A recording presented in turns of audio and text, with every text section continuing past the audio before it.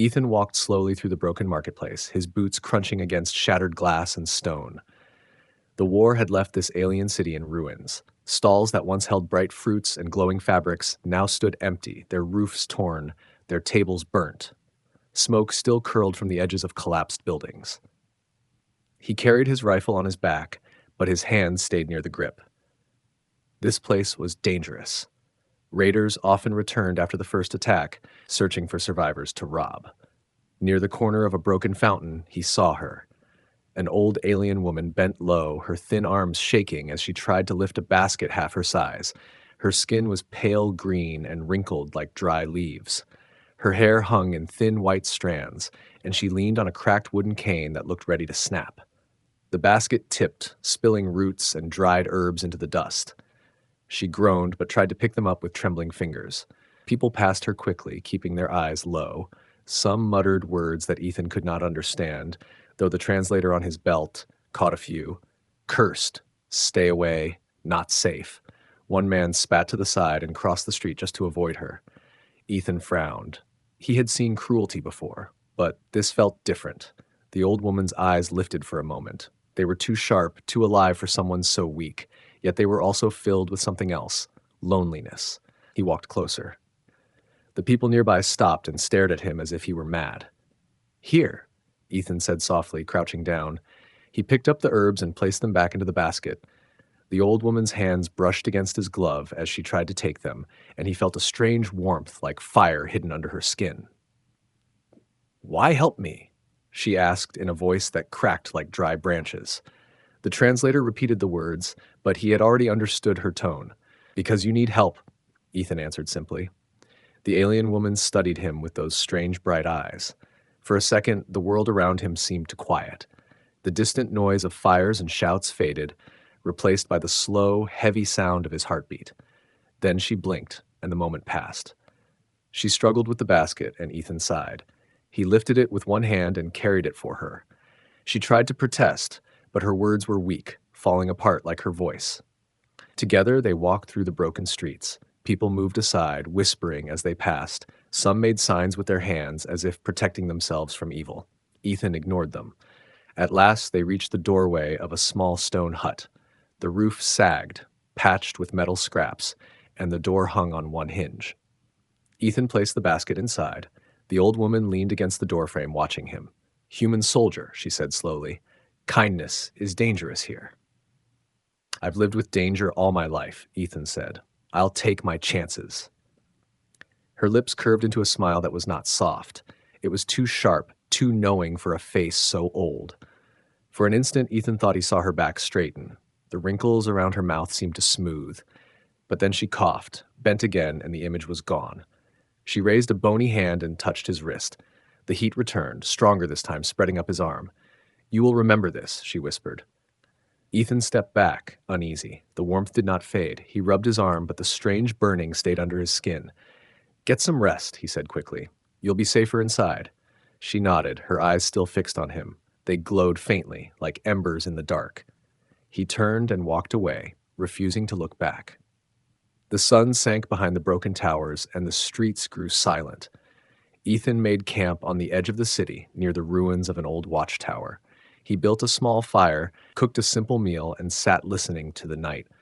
Normally, the city slept heavy after a raid, but tonight something felt different. The air pressed down on him, heavy and hot. Hours passed. The fire burned low. Ethan lay down, but he could not sleep. The warmth in his arms still lingered. He closed his eyes, trying to ignore it. Then he heard it. Footsteps. Slow, careful steps moving over the stone. Not the uneven shuffle of a frail granny. These were steady, graceful, almost silent. They circled the camp once, then stopped. Ethan's eyes snapped open. He reached for his rifle, his breath tight. The fire threw shadows across the broken walls, but none of them looked like an old woman. The steps started again, closer this time.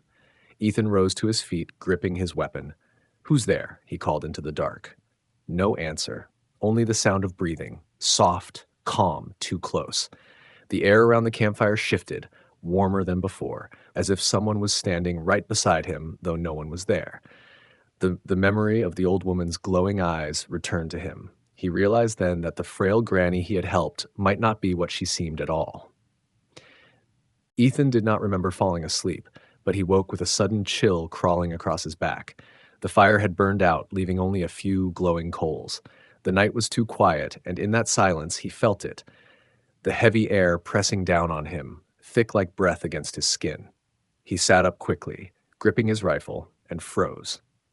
A figure stood just beyond the dying fire. At first he thought it was the same hunched old woman he had helped earlier, but no, this figure was taller, straighter, the cane gone. Moonlight spilled across her skin, smoothing out the wrinkles he remembered. The sagging frame had changed. Her body glowed faintly, alive with strange energy. Long silver strands of hair shimmered in the night breeze, and her pale green skin looked younger, firmer. She was not a granny anymore. His heart slammed against his ribs. He blinked, but the vision stayed. Her eyes, bright as twin flames, locked onto him. She smiled, and the air around him turned hot. "You should not have helped me," she said. The voice was not cracked or weak. It rolled like music, strong and clear, carrying an echo as if spoken by many voices at once. Ethan stood slowly, the rifle tight in his hands. "Who are you?" She stepped closer, her bare feet silent on the stone. With each step, her appearance shifted, becoming more radiant. The years melted away from her body like ash blown by wind. She was not old. She was something else, something dangerous. "You may call me Lyra," she whispered. "But once long ago I was called many names. Mother of Desire, the Eternal Flame, the Devourer of Strength." She tilted her head, eyes glowing brighter. "Do you feel it, human? My mark burns in you already." Ethan's arm flared with sudden heat, the same warmth he had felt when she touched him earlier. He clenched his jaw, refusing to show weakness, but sweat slid down his neck. "What do you want from me?" he demanded. Lyra's smile widened. "What every goddess wants. Balance. You gave me kindness when no one else dared. I return what was given, but kindness is never free." She raised her hand, and the flames from the fire pit flared high, though no wood remained. The light flickered over her, revealing not a frail elder, but a figure too beautiful, too perfect to be real. Ethan stepped back, his instincts screaming, yet his eyes could not leave her. She was both terrifying and magnetic, her beauty sharp as a blade. "Stay away," he warned, lifting his rifle. She laughed softly, a sound that wrapped around him like silk. "Do you think your weapon can protect you? You are mine now. You offered me strength when I was weak. I take it, and I give it back." Changed. Suddenly, Ethan felt his knees weaken. His breath caught as energy drained from him in invisible waves. His vision blurred, the firelight stretching and twisting. But then, in the same moment, he felt something else, a surge of power filling him. His muscles tightened, his heart beat faster, and the exhaustion of long battles seemed to vanish. He dropped his rifle, gasping as the force rushed through him. "What are you doing to me?" His voice was rough, strained. "I am giving you what you deserve," she said, "and taking what I desire." Her hand brushed against his chest, and heat spread through him, pulling strength out while pouring something new inside. He tried to resist, tried to push her away, but his body refused to move. His mind screamed to fight, yet another part of him wanted to give in, to drown in the warmth of her touch. Then, as suddenly as it began, she pulled her hand away. Ethan staggered, nearly collapsing, his breath ragged. He looked up at her, chest heaving. She stood over him, glowing in the moonlight, neither old nor young, but something beyond time. "Remember this," she whispered, her voice curling into his ears like smoke. "You are marked. My gift will make you stronger, but every gift has its price." Before he could answer, she turned, her form flickering like a mirage. One blink, and she was gone. Ethan fell to his knees, clutching his chest. His arm burned as if fire lived under his skin. His body trembled, not from weakness, but from too much energy pulsing through his veins. He could not tell if he had been blessed or cursed. When the first light of dawn broke over the ruined city, Ethan saw something burned into the ground near his campfire. A black mark shaped like a twisted flame. It had not been there before. He stared at it with cold fear, knowing the old woman he had tried to help was no ordinary alien. She was something far older, something that had chosen him. The village awoke uneasy the next day. Whispers followed Ethan wherever he walked. Whispers carried in voices that trembled as though speaking his name might summon something dark. The symbol scorched into the ground by his camp had already been seen by others. No one dared go near it, but Every villager recognized it. Some bowed their heads and muttered prayers. Others spat and cursed, warning their children to keep away from the human. When Ethan asked an old vendor what the mark meant, the man's hands shook so badly that he dropped a jug of water. Lyra, the vendor breathed, the goddess of desire, the one who steals life from the kind. You carry her touch now. Human, you should flee before she drains you dry. Ethan said nothing. His arm still burned beneath his sleeve, the heat rising every time he remembered her glowing eyes. His body felt strange. He was lighter, faster, his wounds from battle almost fully healed. Yet at the same time, he felt tired deep in his bones, as though something essential had been pulled out of him and left behind. That night, when the village fires dimmed and the streets went silent, Ethan lay awake in his tent, unable to rest. The memory of her standing by the fire haunted him. He tried to convince himself it had been a dream, some strange hallucination brought by exhaustion. But then the air shifted again, thick, warm, filled with a scent like wild flowers mixed with smoke. He sat up sharply. She was there, no longer bent and frail, no longer hiding behind wrinkles and weak bones. She stood tall, radiant, her hair flowing silver like liquid metal, her green skin smooth and glowing. A thin robe of deep crimson clung to her body, moving like it was made of living fire. Her eyes shone brighter than the stars above. "You doubt me," she said, her voice echoing as if the walls of the tent had become a temple. "Yet you feel me in your blood." Ethan reached for his rifle, but his hand stopped halfway. He didn't want to raise it, not because he couldn't, but because something inside him resisted the thought of harming her. She stepped closer, and with every step the air grew heavier, his chest tighter. "What do you want from me?" His voice cracked with both anger and fear. Her lips curled into a smile that seemed both tender and cruel. "I want nothing you will not give. You offered kindness. Now I offer pleasure and strength, but both come with cost." She touched his shoulder, and Ethan's body convulsed as a wave of energy surged through him. His vision split. He saw himself standing tall on battlefields, stronger than ever, blades shattering in his hands as if they were glass, enemies falling before him like grass in fire. But beneath that vision he saw another, men lying still, their eyes empty, their bodies drained of everything, faces peaceful yet lifeless, as if death had come in a soft embrace. He pulled back sharply, stumbling away from her. "You feed on me," he said, his breath shaking. Her smile did not fade. "I share what I take. Without me, you are only human. With me, you are more. You feel it already, don't you? That strength in your veins?" Ethan's fists clenched. His body did feel stronger, faster. Even his exhaustion seemed gone. But the hollow ache deep inside him terrified him more than any wound. "And when you're done, what's left of me then?" She tilted her head, her silver hair falling over her face. "That depends on how long you last." The words were soft, but they cut deep.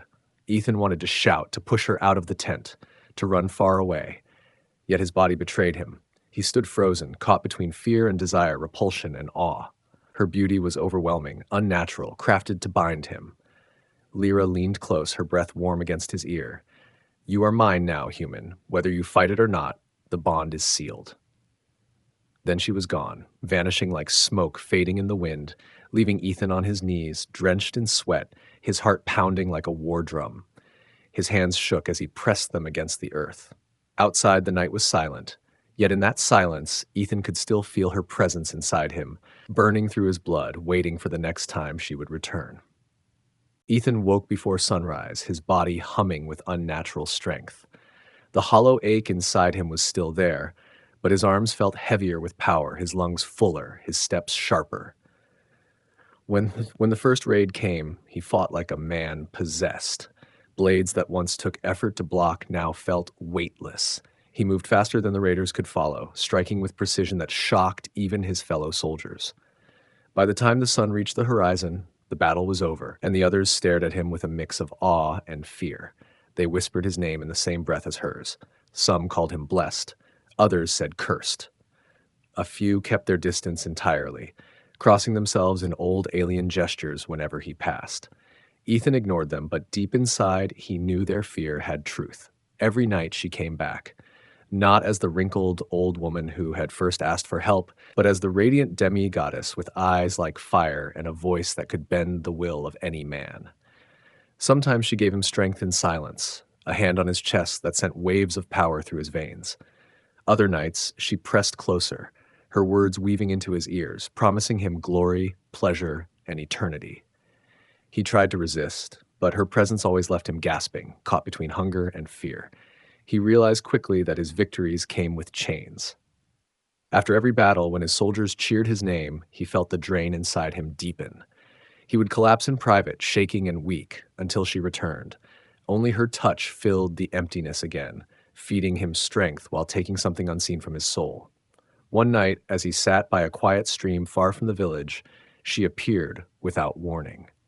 The water reflected her form, perfect, glowing, too beautiful to be real. Ethan clenched his fists. "You're using me," he said bitterly. She tilted her head, a smile tugging at her lips. "I am sharing with you. My power is not free, human. Nothing in this universe is. I didn't ask for it." "You didn't have to," she whispered, stepping closer.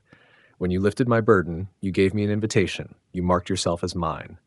Her words twisted in his chest. He wanted to tell her no, to break free. But the truth clawed at him. He needed her. Every time he thought of resisting, his body remembered the emptiness without her, the weakness that would swallow him whole. "You're making me your prisoner," he growled. Her eyes glowed brighter, burning with amusement. "A prisoner who can slay armies. A prisoner who stands where others fall. Would you rather be weak? Would you rather die nameless in the dirt?" Her hand slid along his jaw, and he shivered, despite himself. The warmth of her touch was both comfort and poison. "Choose, Ethan," she murmured. "Keep me, and you will be more than human. Reject me, and you will return to what you were, fragile, small, breakable, and perhaps I will not leave you whole when I go." He closed his eyes, torn apart inside. His heart screamed to be free, but his body begged for her fire. In that moment, he realized the truth that chilled him more than any battle. He was not only fighting her power, he was fighting himself, and every night that passed, the fight grew harder to win. The goddess no longer hid in shadows. She walked among the soldiers as if she owned the ground beneath their feet, her robe flowing like flame and her presence commanding silence. Men lowered their eyes when she passed, not daring to look too long. Ethan felt every stare burning into him. He was the one she followed, the one she watched. Some envied him, some pitied him, and others feared him as though he had already ceased to be human. At night, she stayed close, hat circling him like a predator circling prey. Her words were no longer gentle warnings, but promises coated in fire. "Surrender to me fully," she whispered, leaning close, "and I will make you eternal. You will never fear death again." Her hands brushed his shoulders, his chest, her warmth sinking into his skin until he trembled. Every breath he took in her presence felt stolen, every thought twisted between longing and dread. Ethan tried to resist. He told himself she was a danger, not a lover. But the bond was like a chain wrapped around his soul, pulling him closer each time. When he closed his eyes, he saw visions she fed into his mind. Herself draped across a throne of stars, her hand resting in his as entire armies bowed before them. He saw endless nights of pleasure, power of imagination, and himself no longer just human, but something more, something feared and worshipped. He forced himself to break away, gasping as though drowning in air. "You've drained countless men before me," he said harshly. "How many lives have you taken with these promises?" She did not deny it. Instead, she smiled, and for a moment her beauty slipped. He saw not a goddess, but the shadows of broken warriors, their faces calm in death, their strength stolen to keep her glowing.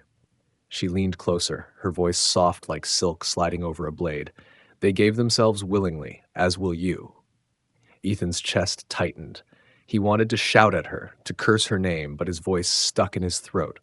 Part of him wanted to give in, to end the struggle. The hollow ache in his body begged for her touch, even as his mind recoiled. That night she showed him more than visions. She pulled him into a trance where the battlefield melted away, and he stood in a vast hall of light, its walls carved with symbols of fire. Thousands of alien men knelt there, their faces glowing with devotion, their bodies pale husks. They looked at him with empty eyes, silent voices calling, "Join us, join us." Ethan stumbled back, his heart pounding. "I won't be one of them," he gasped. Her laughter rang out, beautiful and cruel. "You already are human. Every time you take my gift, you step closer." He woke from the vision drenched in sweat, the mark on his arm burning as though freshly carved. The fire in his camp had died, but her presence lingered, pressing against his skin like unseen hands. For the first time, true fear filled him, not of her, but of himself, because he no longer knew if he was strong enough to keep resisting. Ethan searched for answers among the ruins of the old city. The villagers would not speak openly, but fear loosened tongues when he pressed. They told him of the trial of will, an ancient law that bound Lyra and others like her. If a mortal could resist her completely, she would be forced to release them. But if he failed, his body and soul would be hers forever. No one had ever won. The stories ended the same way, men rising strong, only to fall lifeless in her arms. That night she came again, radiant as fire against the dark sky. The moment she stepped into his camp, the air grew heavy, and the mark on his arm burned so fiercely he nearly cried out. She walked closer, her eyes glowing with hunger and amusement. "You've heard the whispers," she said. "You know there is no escape." Ethan clenched his fists. "I challenge you." For a moment silence stretched between them. Then her smile widened, sharp and wicked. "So be it. The trial begins." The world around him dissolved. The broken camp, the quiet city, even the stars overhead melted away. He stood in a place that was not real, a hall of endless fire. The ground pulsed beneath his feet, alive and breathing, while the air shimmered with heat. Lyra appeared before him, no longer cloaked in a body of flesh. She was pure light and shadow, beauty beyond sense, a figure that shifted between angel and nightmare. Her voice wrapped around him, sweet as honey and heavy as chains. "You are mine, Ethan. I can give you everything. Strength, power, eternal life. Take it and never be weak again." Visions exploded around him. He saw himself crowned as a king among stars, armies kneeling before his throne. He saw worlds conquered with his name carved into their soil. He saw her beside him, her hand in his, her lips promising endless nights of fire. He stumbled back, shaking his head. It's not real. But the hunger in his chest clawed at him. The ache inside him screamed for release, and her promises wrapped around that need like balm. Her form shifted closer, her voice dripping warmth. "Why fight? You will only suffer. One kiss, and it will all be yours." She leaned in, her lips inches from his. The air burned his skin, the mark on his arm flaring like molten iron. His legs trembled, his body begging him to surrender. Ethan shut his eyes. He remembered the old woman bent in the marketplace, trembling with weakness. He remembered why he had helped her, not for reward, not for glory, but because she needed kindness. That was who he was, not a god, not a king. A man who refused to let the weak be abandoned. "No," he whispered, his voice breaking but steady. "I won't give in." The visions cracked. The hall of fire shuddered, the walls splitting as though struck by an unseen hand. Lyra's perfect face twisted, her smile vanishing into a scream that shook the ground. She reached for him, her hands clawing, her voice roaring with rage and desperation. "You cannot resist me forever." Ethan's knees buckled, his body nearly breaking under the weight of her fury. The ache inside him clawed harder than ever, tearing at his resolve. Yet he gritted his teeth, forcing the words out louder this time. "No." Light burst around him. The visions shattered completely, and for a moment he thought he would be burned alive. But when the fire cleared, he was still standing, gasping for air, his body trembling but unbroken. Lyra knelt before him, her glow dimmed, her beauty flickering like dying embers. For the first time she looked fragile. "You? Defy me," she hissed, her voice raw. Ethan staggered, his chest heaving. "I'm not yours." Her eyes burned with fury and sorrow all at once. She leaned forward, her lips close enough for him to feel the heat of her breath. "Then you are free, but no mortal leaves me untouched." Her kiss landed on his forehead, searing like fire, and the world around him went dark. Ethan woke on the cold earth, his body heavy as stone.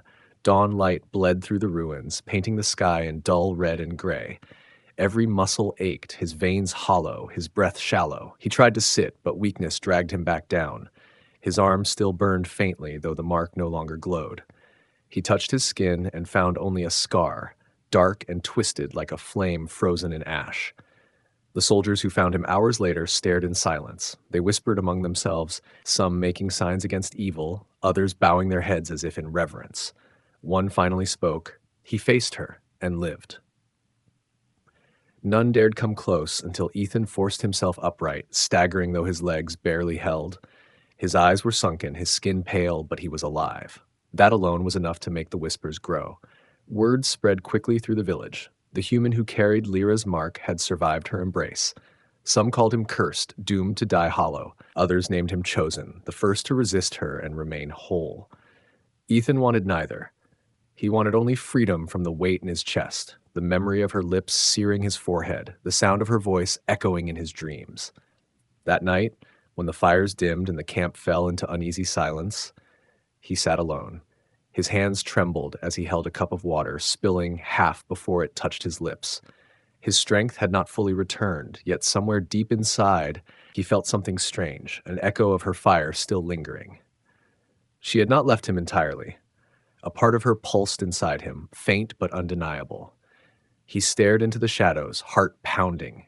For a moment, he thought he saw her shape flicker at the edge of the firelight, silver hair, glowing eyes, the curve of her mouth smiling in the dark. He blinked, and the image vanished, leaving only smoke and silence. But the air was warmer than it should have been, heavy with a scent of wild flowers and ash. Ethan shivered, his scar burning softly. He had won the trial, but victory did not feel like freedom. It felt like a bargain unfinished, a game not yet over. He lay back, staring at the stars, his chest tight. The whispers of soldiers carried through the night, calling him the man who defied a goddess. Yet he knew the truth. They were wrong. He had not defeated her. He had only survived her. And as sleep finally dragged him under, Ethan heard her voice once more, soft and near, curling against his ear like smoke. "You are mine still, human. One day you will call for me."